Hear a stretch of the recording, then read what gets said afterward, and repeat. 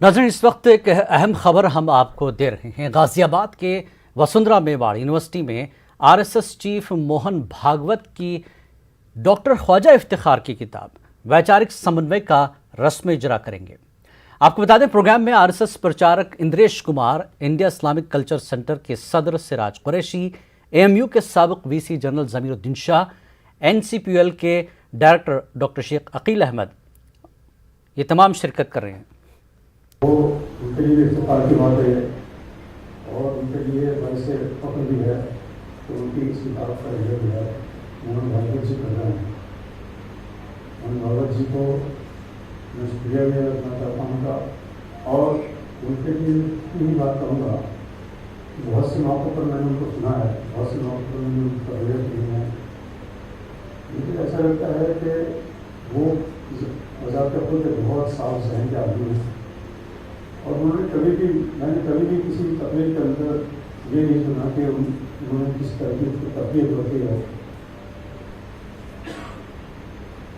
Doctor Khwaja Iftikhar Ahmad, a prominent Muslim intellectual and well-known author, has recently written a book which goes by the title The Making of Minds, a Brave Initiative.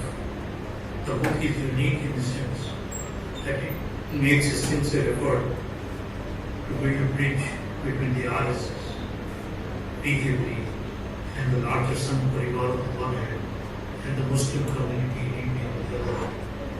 The book touches a wide range of issues relevant to contemporary India by holistically examining social, cultural, political, economic, and even emotional issues from the standpoints of Hindus as well as Muslims, starting from the time of the Khilafat movement in the present day.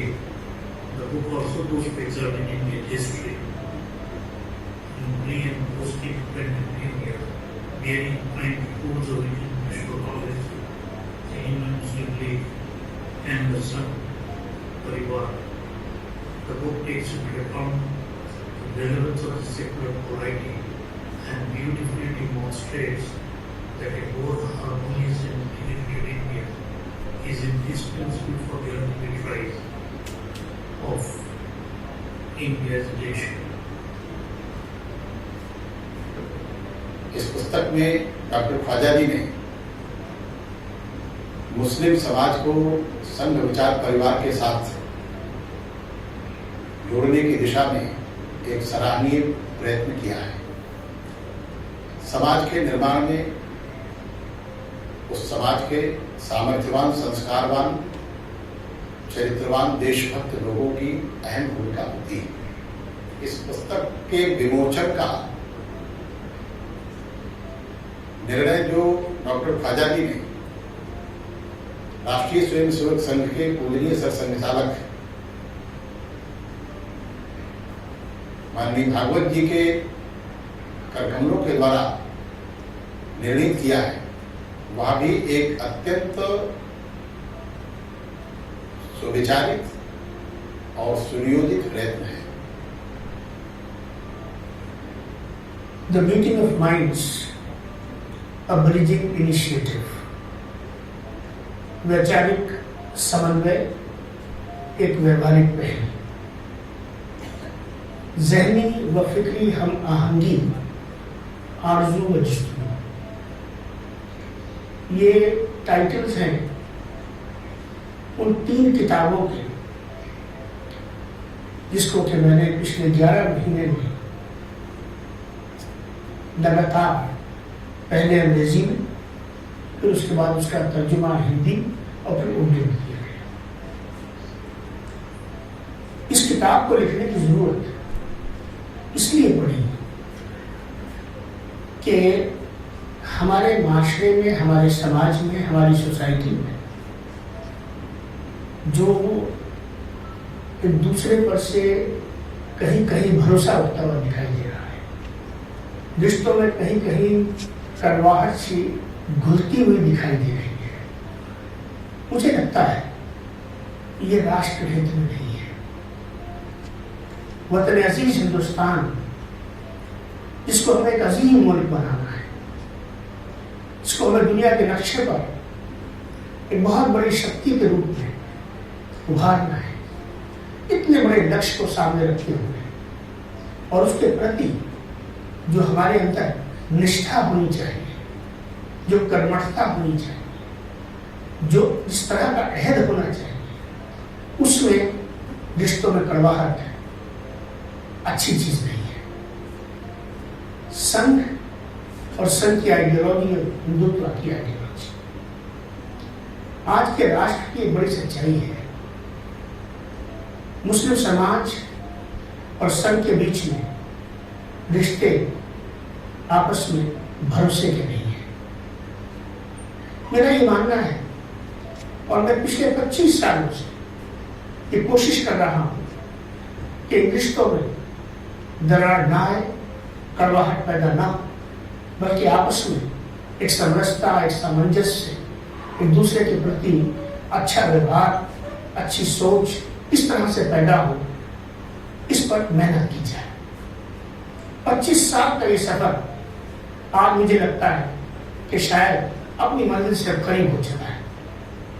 राष्ट्रीय स्वयंसेवक संघ के संचालक जी का मेरी इस पुस्तक का स्वीकार किया जाना और उसके विमोचन के लिए तैयार होना, मैं समझता हूँ ये एक ऐतिहासिक क्षण होगा और मुझे पूरी आशा और उम्मीद है कि इस मौके पर यकीनन वो कुछ ऐसा कहेंगे कि जिससे कल के हिंदुस्तान की एक नई बुनियाद रखी जाएगी, जिसके अंदर भाईचारा होगा, जिसके अंदर एक दूसरे पर भरोसा होगा, जिसके अंदर राष्ट्र हित जो है उसके साथ सब लोग इस तरह से सम्मिलित हो जाएंगे कि हमें अपने उस लक्ष्य को हासिल करने में जो हम सब मिलकर हासिल करना चाहते हैं, और वो लक्ष्य बहुत साफ सुथरा है जिसमें मैं समझता हूँ कि हिंदुस्तान में किसी भी शख्स को, चाहे उसका कोई भी धर्म हो, कोई भी जाति हो, कोई भी भाषा बोलता हो, किसी भी क्षेत्र में रहता हो, किसी को कोई शंका नहीं है कि अगर मेरा ये वतन अजीम होता है तो यकीन जानिए इसके अजीम होने में ही मेरा अजीम होना शामिल है।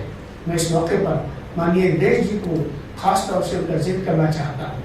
इनके माध्यम से मुझे राष्ट्रीय स्वयंसेवक संघ के बहुत से पदाधिकारियों के साथ में चर्चा करने का मौका मिला, डायलॉग करने का मौका मिला, और इतना ही नहीं बल्कि आज अगर मेरी ये कोशिश संचालक जी तक पहुंची है और यहाँ तक की बात आई है, इसका श्रेय मुझे उनको देना चाहिए और मैं उनको पूरी तरह देता हूँ।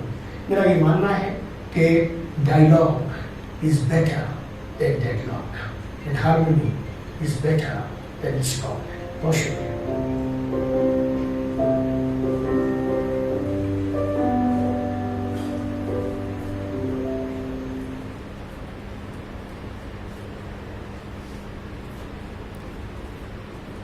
तो नाज़रीन, ये मुस्तक़बिल का भारत के बाद एक और किताब है वैचारिक समन्वय, जिसका रस्मी इजरा होने जा रहा है। जी रास्ता आप सुन रहे थे मुख्तलिफ दानिश्वरों को। ख़ुद इफ्तिकार अहमद साहब को आपने सुना कि ये किताब लिखने के पीछे इसकी वजह क्या रही।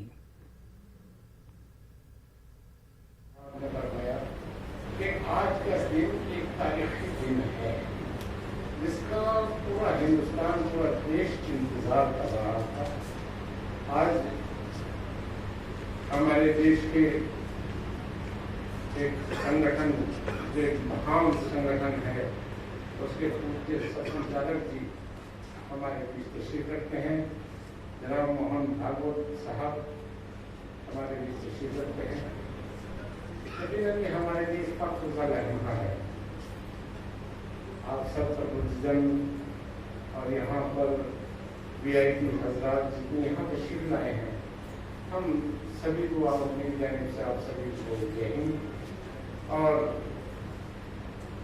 जैसा कि कोई भी हम इस तरह के प्रोग्राम शुरू करते हैं तो हमारी संस्कृति, हमारी तहसीब का हिस्सा है कि हमें चराग रोशन करना है, रोशनी को बढ़ाना है, दीप प्रज्वलन करना है। तो इसके लिए कि हमारे बीच डॉक्टर ख्वाजा इफ्तिखार साहब हैं, साथ में हमारे माननीय रामदास जी हैं, माननीय कृष्ण गोपाल जी जो हमारे संघ में बड़े अधिकारी हैं, सह कारवाह जी हैं, और माननीय रामनाथ जी जो सह संपर्क प्रमुख हैं, तो मैं सभी से निवेदन करूंगा और साथ में मेयर साहब से भी गुजारिश करूंगा, आप सब मंच पर आए और दीप प्रज्वलन के लिए पधारें।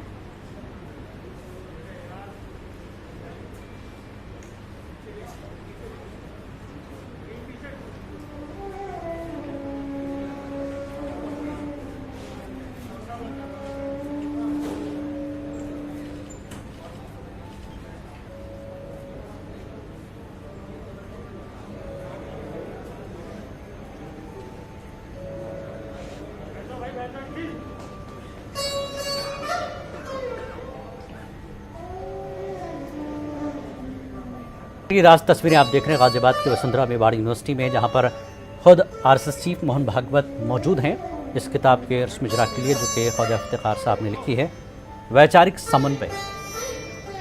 इस किताब का रस्म इजरा हो रहा है। जैसा कि तमाम दानिशवरों ने कहा कि इस किताब के ज़रिए जो अक़लियतों और आरएसएस के बीच की दूरी है उसको कम किया जाए, और ख्वाजा इफ्तिखार साहब ने जैसा कि कहा कि एक बेहतर भारत का मुस्तकबिल की तरफ वो देखते हैं।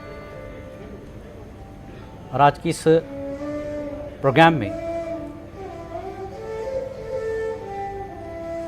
खुद मोहन भागवत जी मौजूद हैं, जो कि इस किताब का रस्म करेंगे, और साथ ही आरएसएस प्रचारक इंद्रेश कुमार और इंडिया इस्लामिक कल्चर सेंटर के सिराज कुरैशी, एएमयू के साबिक वीसी जनरल ज़मीरुद्दीन शाह और एनसीपीएल के डायरेक्टर शेख अकील अहमद, साथ ही जनरल वी के सिंह और जामिया मिल्लिया इस्लामिया के प्रोफेसर शाहिद अख्तर प्रोग्राम में शिरकत कर रहे हैं।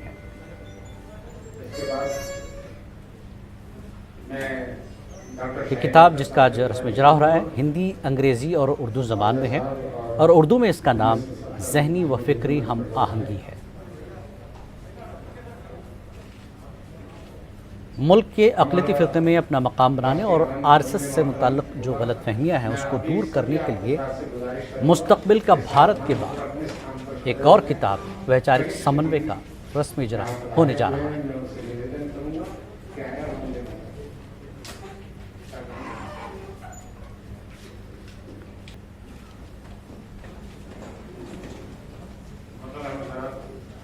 जैसा कि आप सभी जानते हैं कि आज का ये प्रोग्राम, ये कार्यक्रम एक पुस्तक को लेकर है, जिसका ये नाम है the meeting of minds, a bridging initiative. Doctor Khwaja Iftikhar sahab ने इस पुस्तक को लिखा है। साथ ही आज मैं आपको बता देना चाहता हूँ, मुस्लिम राष्ट्र का एक सहयोगी संगठन है हिंदुस्तान फर्स्ट, हिंदुस्तानी बेस्ट, उसके द्वारा इस कार्यक्रम का आयोजन किया गया है। ख्वाजा इफ्तिखार साहब ने ये कैसा बताया कि हिंदी में, अंग्रेजी में और उर्दू में वैचारिक समन्वय एक व्यवहारिक पहल, ज़हनी व फ़िक्री हमाहंगी, जुस्तजू व आय, इस नाम से इन्होंने ये 3 भाषाओं में ये पुस्तक लिखी है। जैसा ख्वाजा इफ्तिखार साहब के नाम है, ख्वाजा इफ्तिखार साहब जिस कबीले से ताल्लुक रखते हैं उसे खमीर में ही ये सब कुछ। जब लफ्ज़ ख्वाजा आ जाता है तो उसके खमीर में हमआहंगी आ जाती है, उसके खमीर में यकजहती आ जाती है, उसके खमीर में भाईचारगी आ जाती है। उसके दिल में कहीं पर भी अगर ऐसा महसूस होता है कि ये जो कुछ हो रहा है ये अच्छा नहीं हो रहा, तो वो खामोश नहीं रह सकता।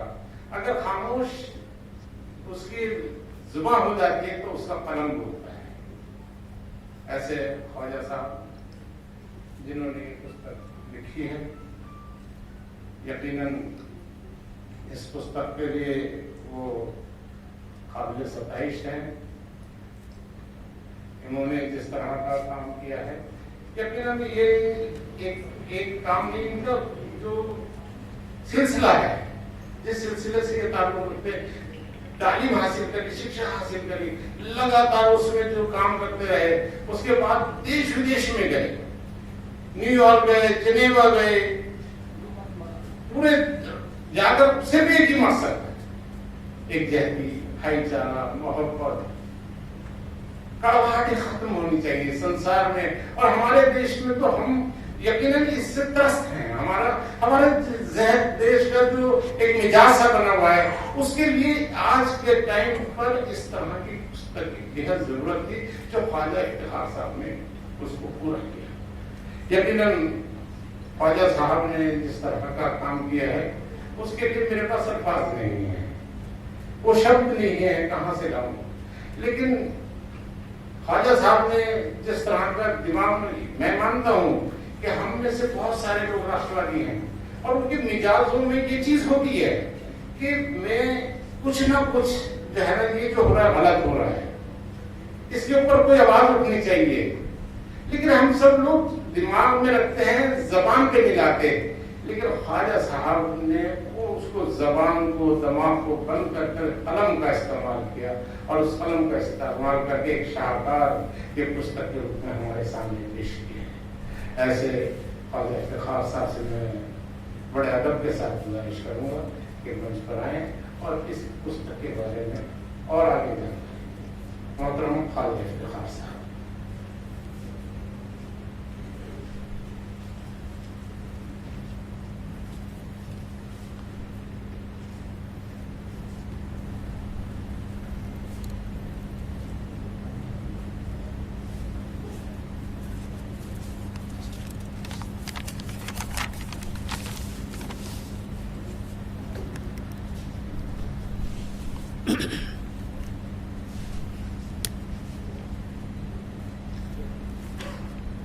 बिस्मिल्लाहिर्रहमानिर्रहीम। रब्बि इश्रह ली सदरी व यस्सिर ली अमरी वहलुल उक़दतम मिन लिसानी यफ़क़हू क़ौली। ये जो मैंने पढ़ा, मैं इसका अर्थ आपके साथ शेयर करना चाहता हूँ कि ए जग के पालनहार, ए रब्बुल आलमीन, तू मेरे सीने को खोल दे ताकि मैं वो कह सकूं जो आज कहने का हक है। इस दुआ के साथ माननीय संचालक जी, माननीय श्री इंद्रेश जी, माननीय श्री डॉक्टर कृष्ण गोपाल जी, माननीय श्री रामलाल जी, और जितने भी यहाँ हमारे दोस्त अहबाब आए हुए हैं, जनाब जमीउद्दीन शाह साहब, सिराज भाई और तमाम लोग, बहुत से लोग ऐसे जिनको मैं जानता हूँ, बहुत से को नहीं जानता, लेकिन आप यकीन जानिए मेरा जज्बा आप में से हर एक के लिए एक ही है। आपने अभी एक डॉक्यूमेंट्री देखी। डॉक्यूमेंट्री तो बहुत बनती है, लेकिन पूरा समाज और समाज के अंदर अलग अलग विपरीत विचारधाराएं रखने वाले धार्मिक गुरु, इंटेलेक्चुअल्स, वो सब किसी एक पॉइंट पर, किसी एक बिंदु पर इकट्ठे हो जाएं, एक आवाज हो जाएं, ये करिश्मे से कम नहीं है। हर काम का एक वक्त होता है। जैसे आपने डॉक्यूमेंट्री में सुना, मैंने तो 40 साल की उम्र में मैं ख़ानदानी कांग्रेसी रहा और कांग्रेस में बड़ा काम किया मैंने, और मैं आपको अच्छा नहीं जानता था। मुझे साफ बात करने की आदत है, चाहे एकांत में करूं चाहे पब्लिकली करूं।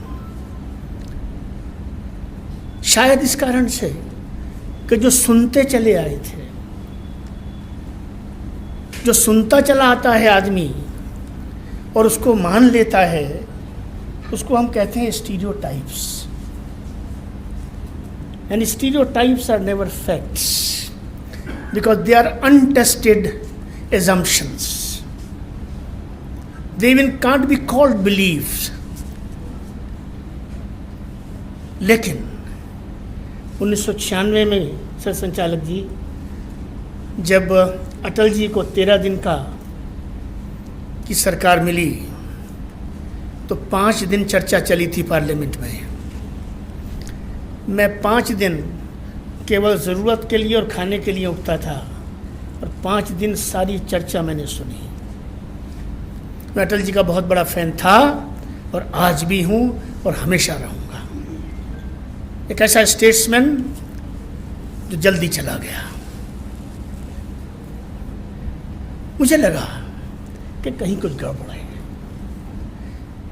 क्योंकि मिजाज चीज़ों के अंदर तक जाने का रहा है, तो फैसला किया कि अब अंदर जाना है, चीज़ों को खुद पढ़ना है, खुद समझना है और समझकर किसी नतीजे पर पहुंचना है। पढ़े लिखे इंसान में और बेपढ़े लिखे में ये अंतर होना चाहिए, ये अंतर रहना भी चाहिए। मैं जब डिटेल में गया तो मैंने 1996 में कुछ प्रश्न जो हैं वो निर्धारित किए और उन प्रश्नों को पब्लिक किया कि जब तक इन प्रश्नों का हमें उत्तर नहीं मिलता या मैं तलाश नहीं कर लेता, तब तक हम आगे नहीं बढ़ पाएंगे। सफ़र चलता रहा और सफ़र चलते चलते, क्योंकि मुझे बहुत सी बातें कहनी हैं, आज यहाँ तक पहुँचा है। यहाँ तक पहुँचना ये आसान बात नहीं है। जब चीज़ मिल जाती है तो आसान लगने लगती है,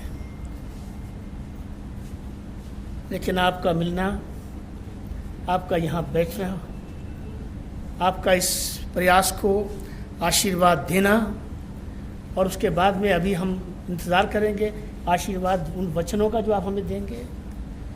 ये दिन दोस्तों 95 साल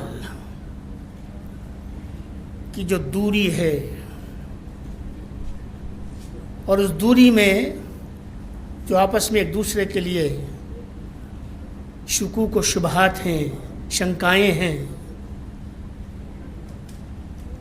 आज का दिन मेरी नज़र में, आपकी नज़र में, हमारे अफजल भाई ने बहुत सही कहा, ये तारीख़ी लम्हा है, ऐतिहासिक क्षण है। It's a historic moment and we have to grab this moment, we have to tap this moment and we have to capitalise on this moment and we have to translate this moment into ground actions, into ground realities. And what is that ground reality? That ground reality is gone are the days. वो वक्त गुजर चुका, वो वक्त जा चुका। अब तक जो कटा वो कटा, जो गुजरा वो गुजरा। अब दोस्ती होगी, पार्टनरशिप होगी, भरोसा होगा। और मैं आपको यकीन दिलाता हूँ कि अल्लाह के फजल व करम से इस सीने में अपने बुज़ुर्गों से जो ताकत रूहानी मिली है, इतना विश्वास है। आपने देखा कि देवबंद और बरेली ऐसे रहते हैं, आप मुझसे ज़्यादा जानते हैं, लेकिन आज इस प्रयास में आपने देवबंद को भी देखा और आपने बरेली को भी देखा। वहाँ भी दूरी दूर हुई है और यहाँ तो दूरी दूर हो ही जाएगी। हमारे सिराज भाई यहाँ बैठे हुए हैं, इंडिया इस्लामिक कल्चर सेंटर, क्योंकि पूरी दुनिया इस कार्यक्रम को सुन रही है। India Islamic culture centre is the intellectual hub of the Muslim community in India, and this is how it is being perceived, and this is how it has been believed. And the man sitting right there, he represents nothing but humility. इनमें जो आजी और इनकसारी है वो गज़ब की है। सिराज भाई, मैं आपको सलाम पेश करता हूँ। यहाँ हमारे बहुत सारे प्रोफेसर हजरात बैठे हुए हैं और एक साहब जिनका जिक्र मैं आगे चल के करूँगा। मैं उन तमाम अपने बड़ों का, जिन्होंने हमारी इस कोशिश की, सरपरस्ती की, इसके लिए दुआ दी, आशीर्वाद वचन दिए, मैं उन सब का एक एक का बहुत आभारी हूँ और पूरी इज़्ज़त और सम्मान के साथ उन सब के सामने अपना सर झुकाता हूँ।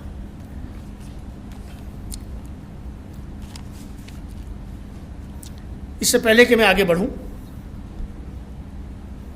इस पुस्तक में देखिए, पुस्तक जो है वो पब्लिशर में का बड़ा रोल होता है उसमें। हमारे मथुरा प्रसाद यादव जी कहाँ बैठे वहाँ? मथुरा प्रसाद यादव जी ने मानक पब्लिकेशंस इनका है और इन्होंने इस किताब को 4 चांद लगाए हैं। बहुत शुक्रिया आपका। दामिनी यादव एक बच्ची जिसको मैंने सारे टाइम बेटी कह के पुकारा, उसने इसका हिंदी अनुवाद किया और हमारे 3-4 लोगों ने, जिसमें अलीगढ़ मुस्लिम यूनिवर्सिटी के कुछ अध्यापक शामिल रहे, कुछ हमारे मित्र शामिल रहे, जिन्होंने हिंदी के अनुवाद को देखा। प्रोफेसर जाकिर साहब जिनका ताल्लुक़ बम्बई से है, उन्होंने उर्दू का तर्जुमा किया। और मेरे यहाँ बड़े भाई बैठे हुए हैं, प्रोफेसर काजी उबैदुर्रहमान हाशिमी साहब कहाँ बैठे हैं? प्लीज़ खड़े हो जाइए। प्रोफेसर काजी उबैदुर्रहमान हाशिमी साहब ने उर्दू के अनुवाद को बहुत गहराई से देखा। बहुत बड़े उर्दू के स्कॉलर हैं, मेरे बड़े भाई हैं। 30 साल का मेरा और इनका साथ है। अब अपनी बात पे आते हैं दोस्तों।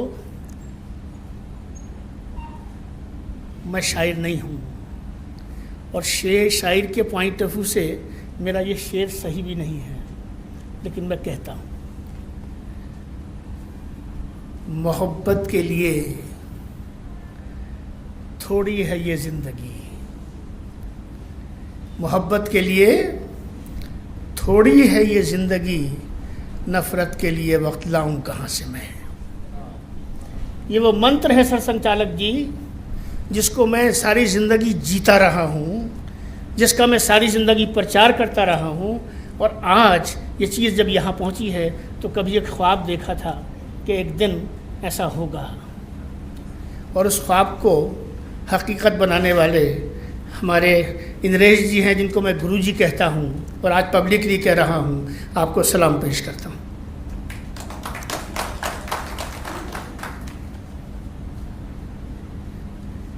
जब शुरू किया था तो बात ऐसी थी कि मंजिल मुझे मिले न मिले इसका गम नहीं, मंजिल मुझे मिले न मिले इसका गम नहीं, मंजिल की जुस्तजू में मेरा कारवां तो है। आज मंजिल यहाँ है।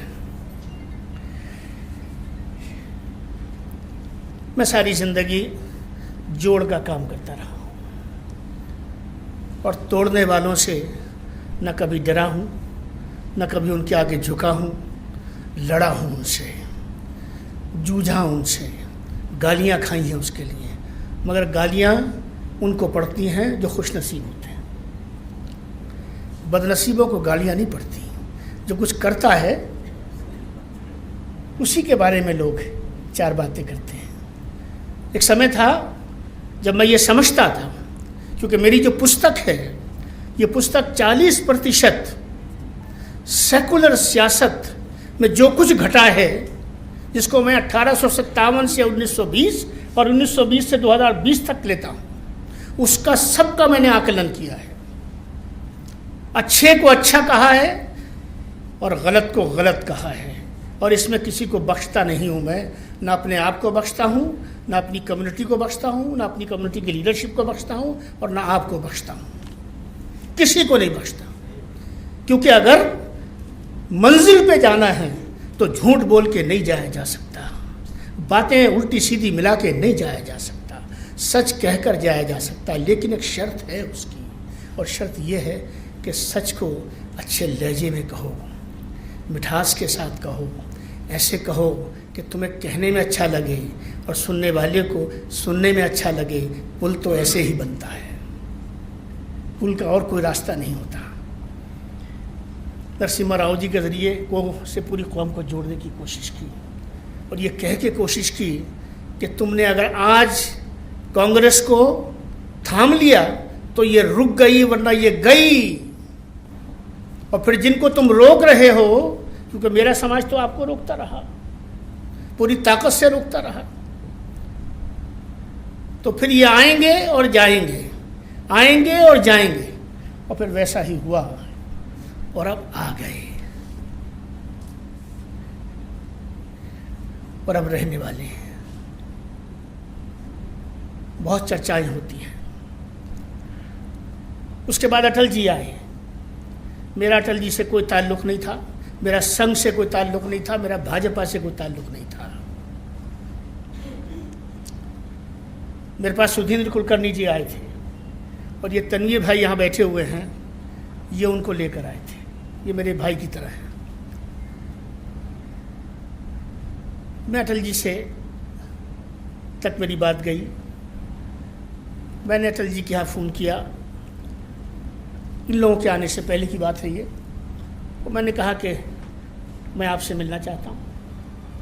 नरसिम्हा राव जी से जब कहा तो उन्होंने कहा मैं फ़ोन कर देता हूँ, उनके बहुत अच्छे रिश्ते थे, आप जानते हैं।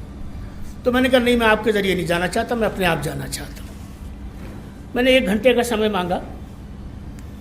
मुझे वहाँ पे ओझा जी हुआ करते थे। ओझा जी ने कहा कि वो 8 बजे आप आ जाइए, वो सबसे मिलते हैं। तो मैंने पुस्तक में लिखा है जो मैं कह रहा हूँ आपसे कि मैं 8 बजे वालों में से नहीं हूँ, मुझे 1 घंटे का समय चाहिए। और मैं आज सलाम करना चाहता हूँ भारत माता के उस सपूत को जिसने मुझे 1 घंटा 20 मिनट दिया। और मेरी उम्र कितनी कम थी उस समय, 96 के अंदर मैं 40 साल का था। खड़े होकर मुझे रिसीव किया और बाहर तक आकर मुझे विदा किया। और उसके बाद फिर ऐसे रिश्ते बने सर संचालक जी कि अगर 10,000 लोग भी खड़े हैं और ये बच्चा उनको नज़र आ गया तो ऐसे मुड़ के मेरी तरफ हो जाते थे। बड़ा प्यार मुझे उनसे मिला। ये 2 जोड़ के काम किए। बहुत समझाया मैंने अपनी कौम को, मेरी कौम की समझ में नहीं आया। आज ये तीसरी कोशिश है, मगर मुझे भरोसा है कि अब सफ़र आगे बढ़ेगा। बहुत ब्रीफली 3 बातें।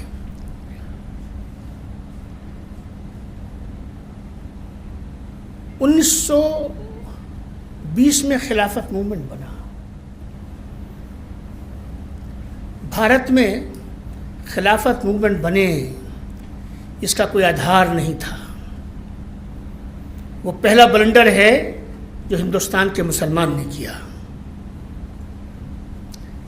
हिंदू समाज ने तो कोई हिंदू राष्ट्र की बात 800 वर्षों में नहीं की। आज मैं कुछ ऐसी कड़वी बातें करने वाला हूँ जिसमें किसी को बख्शूंगा नहीं, क्योंकि बात आगे जानी ज़रूरी है और बात जाएगी नहीं तो बात समझ में नहीं आएगी। खिलाफत मूवमेंट बना, खिलाफत तो हमारा मूवमेंट नहीं था, वो तो कहीं और की बात थी। हम तो इस धरती के थे, हम काहे को खिलाफत मूवमेंट बना रहे थे। हिंदू राष्ट्र, उसकी कल्पना, मैं ये मानता हूं कि राष्ट्रीय स्वयंसेवक संघ और हिंदू महासभा मुस्लिम राज के समाप्ति के बाद उस दौर में तो ऐसा कुछ नहीं हुआ। लड़ाई झगड़े तो होते हैं, लेकिन राष्ट्रीय स्वयंसेवक संघ, हिंदू महासभा, गुरु सावरकर जी, गोलवाकर जी, हेगड़ेवार जी, ये सब जो पूरी चेन आई, इसमें कहीं ना कहीं खिलाफत मूवमेंट का बैकग्राउंड शामिल मानता हूँ। जो परंपराएं चली आ रही थी, जो भाईचारा चला आ रहा था, जो साथ चला आ रहा था, 1857 में जिस तरह से हम लड़ते चले आ रहे थे, अगर हमने उस धारा को नहीं छोड़ा होता और हमने उस विचार को नहीं छोड़ा होता, उस जज्बात को नहीं छोड़ा होता, और हम बिल्कुल उसी तरीके से भारत माता के सपूत के तौर पे इकट्ठे होकर जैसे चलते चले आए थे, उसी तरह से लड़ते रहते, तो विभाजन नहीं होता और हम विभाजित नहीं होते। विभाजन ने हमारे जिस्म के 2 टुकड़े कर दिए और आज तक भी कहीं ना कहीं वो जख्म सर संचालक जी पूरी तरह भरा नहीं है, कभी भी उभर आता है। और उस विभाजन ने सबसे बड़ा नुकसान हमारा किया। हमें अपने गले में पट्टा डाल के चलना पड़ता है कि मेरा नाम ख्वाजा इफ्तिखार अहमद है, मैं राष्ट्रभक्त हूँ, भरोसा कर लो। सामने वाला कहता है अच्छा देखूंगा। आज ये स्थिति है, ये मेरे अलावा कोई और नहीं कहेगा। क्या ये अच्छी स्थिति है? ये बहुत तकलीफदेह स्थिति है कि मैं आप पे प्रश्न चिन्ह लगाऊं, आप मुझ पे प्रश्न चिन्ह लगाएं। परिवार एक, परंपरा एक, इतिहास एक, संस्कृति एक, भाषा भी एक ही कहूंगा, सब कुछ एक। मजहब अलग हो सकते हैं, अकीदा अलग हो सकता है। मैंने कभी नहीं सुना कि तुम अपना धर्म छोड़ दो तब मेरे पास आओ। पुस्तक लिखी, आपने देखी, आपने पढ़ी, मुझे ये नहीं कहा कि ये लिखना और ये मत लिखना। लिखने के बाद भी नहीं कहा कि तुमने इसमें ये क्या लिख दिया।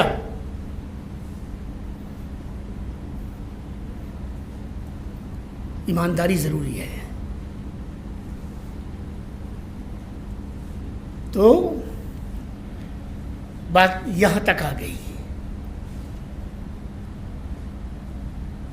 सेकुलर सियासत ने के साथ हम रहे, हम उसको सही मानते थे, लेकिन उसका जो एंड प्रोडक्ट है सर संचालक जी, वो सच्चर कमेटी है। और जिस रास्ते पे आज इस देश की सेकुलर राजनीति चल रही है, उसके आप समझिए वो डेड एंड पे है।